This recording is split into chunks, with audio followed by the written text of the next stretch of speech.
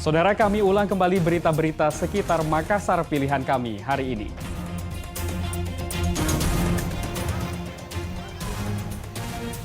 Hujan dengan intensitas tinggi sejumlah titik di Kabupaten Takalar tergenang banjir.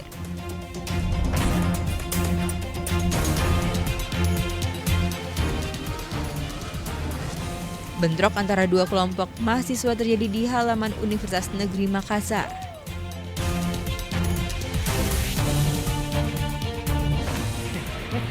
Nih, 61 ton minyak goreng di Makassar diduga ditimbun lalu dijual ke industri.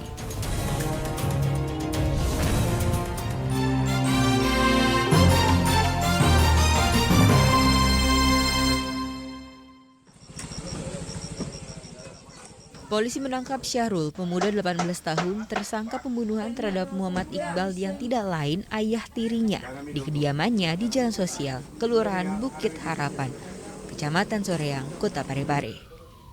Ia ditangkap lantaran menganiaya ayah tirinya hingga meninggal dunia pada 16 Februari lalu. Korban, Muhammad Iqbal, 37 tahun, ditikam oleh pelaku dengan badik. Kapolres Parepare mengatakan korban hidup bersama dengan keluarga pelaku setelah resmi menjadi ayah tiri mereka sejak puluhan tahun silam. Setelah kita dalami, memang untuk statusnya memang sudah menikah secara sah. Sudah menikah secara sah, itu untuk pernikahannya sendiri tercatat di KUA Kecamatan Ujung di Parepare. Itu adapun yang bersangkutan ayah tiri ini selama ini sudah hidup bersama dengan istrinya selama lebih kurang 11 tahun. Tersangka menghabisi ayah tirinya karena kesal ibunya dan saudaranya kerap menjadi sasaran kemarahan dan penganiayaan yang dilakukan korban.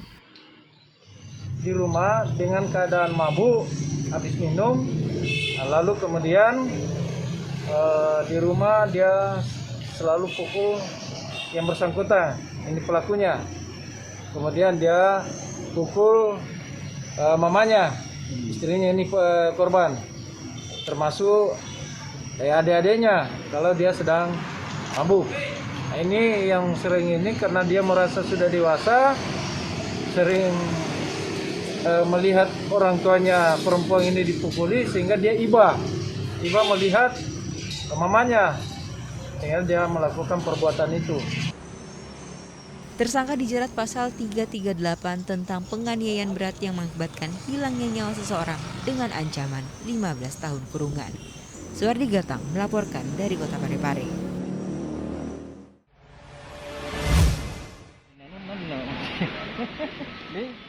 Satuan Tugas Pangan Kepolisian Republik Indonesia dan Polda Sulawesi Selatan mengungkap dugaan penyelewengan penyaluran minyak goreng yang dilakukan PT Smart di Pelabuhan Soekarno-Hatta, Kota Makassar. Perusahaan ini diduga mengalokasi minyak goreng yang seharusnya jadi jatah konsumsi rumah tangga untuk kepentingan industri. Sejumlah minyak goreng itu tiba di Makassar pada 5 Februari 2022 setelah dikirim menggunakan kapal tanker dari Kalimantan Selatan. Bukannya langsung disalurkan ke pasar untuk memenuhi kebutuhan rumah tangga, minyak itu disimpan di kilang milik PT Smart. Menurut keterangan Polda Sulawesi Selatan, PT Smart diwajibkan menyalurkan 1.850 ton minyak goreng ke pasar lokal setelah melakukan ekspor. Namun 61,18 ton diantaranya malah didistribusikan untuk kebutuhan pabrik. Minyak yang disalurkan untuk kebutuhan industri bisa dijual di perusahaan ini dengan harga Rp19.100 per kilogram.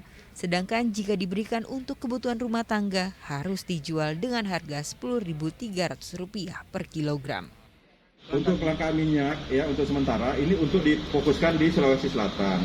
Kita tidak tahu di daerah-daerah lain apakah ada seperti ini, kita tidak tahu, tapi untuk yang ada di Sulawesi, inilah hasil pengungkapan Satgas Pangan Pusat, temuannya dengan Satgas Pangan Daerah, hasil kerjasama inilah bisa kita ungkap bahwa memang ada suatu permainan yang dilakukan oleh PT Smart ini. Modusnya yang dilakukan oleh PT Smart ini adalah terduga melakukan penyalahgunaan alokasi DMU sebesar 20%. Tindakan PT Smart dianggap melanggar pasal 8A Peraturan Menteri Perdagangan Nomor 19 Tahun 2022 tentang kebijakan dan pengaturan ekspor dengan sanksi larangan atau pencabutan izin ekspor. Zainuddin melaporkan dari Kota Makassar.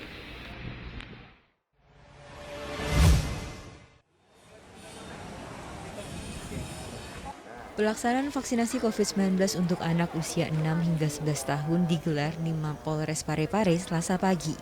Para peserta vaksin usia 6 hingga 11 tahun ini harus dibujuk rayu bahkan dipangku oleh petugas kepolisian agar tidak takut saat disuntik vaksin.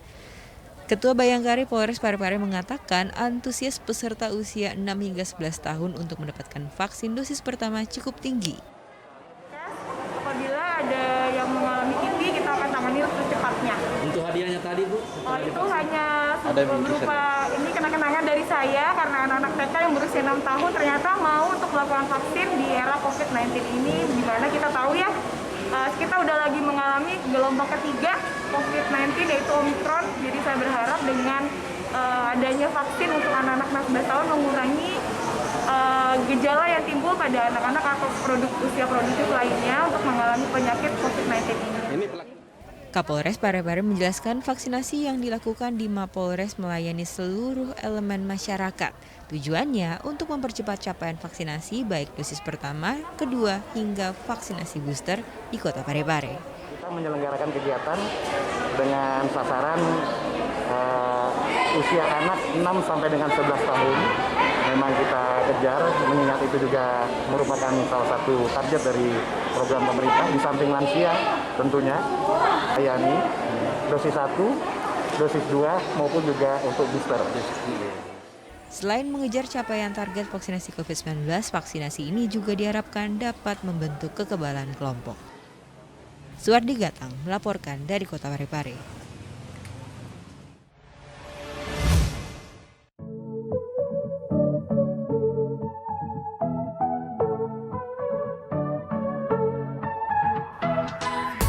Memanfaatkan libur Isra Mi'raj, sejumlah pengunjung menyusuri Goa Lokowai Lambun sepanjang 200 meter di Dusun Kadinge, Kecamatan Baraka, Kabupaten Enrekang.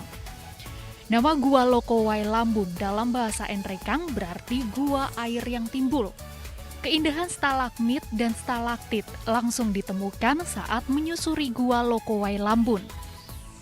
Aneka bentuk stalagmit dan stalaktit yang dapat ditemukan di gua sepanjang 200 meter tersebut yang berbentuk dari kalsium karbonat, kalsit, tetesan air yang menetes ke lantai gua.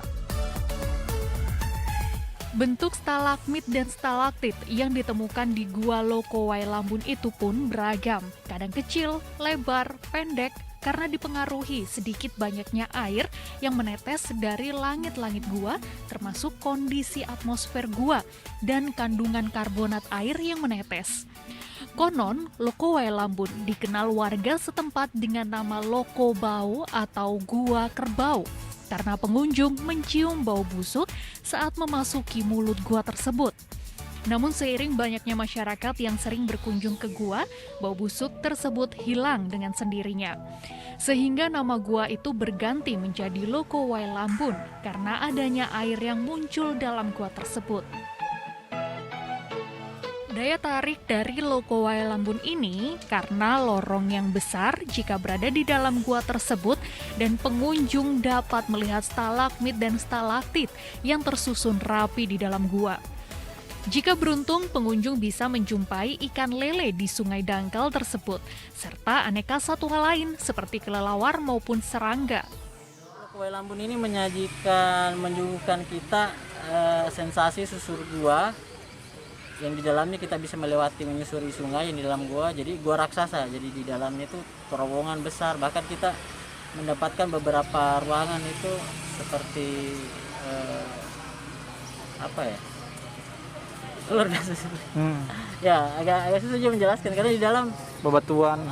jadi stalaktit, stalagmit. Namun yang lebih khusus sebenarnya jadi daya tarik adalah ukuran gua yang di dalam terowongan yang seperti terowongan raksasa.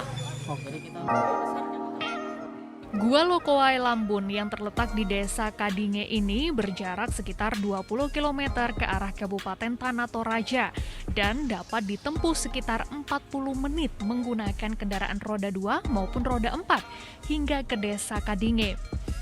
Sementara dari Desa Kadinge, pengunjung harus berjalan kaki sejauh 500 meter atau sekitar 20 menit untuk mencapai mulut gua tersebut. Untuk berkunjung ke gua tersebut, pengunjung perlu membawa alat penerang seperti senter maupun lampu baterai.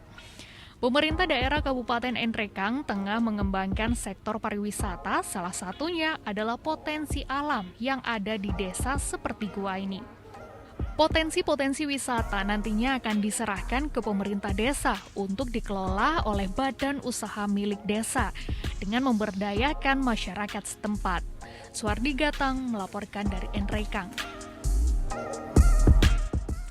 Dan informasi tadi mengakhiri jumpa kita pagi ini. Atas nama rekan kerja yang bertugas, saya Doni Hermatra mengucapkan terima kasih atas kebersamaan Anda. Selamat pagi, selamat beraktivitas, dan sampai jumpa.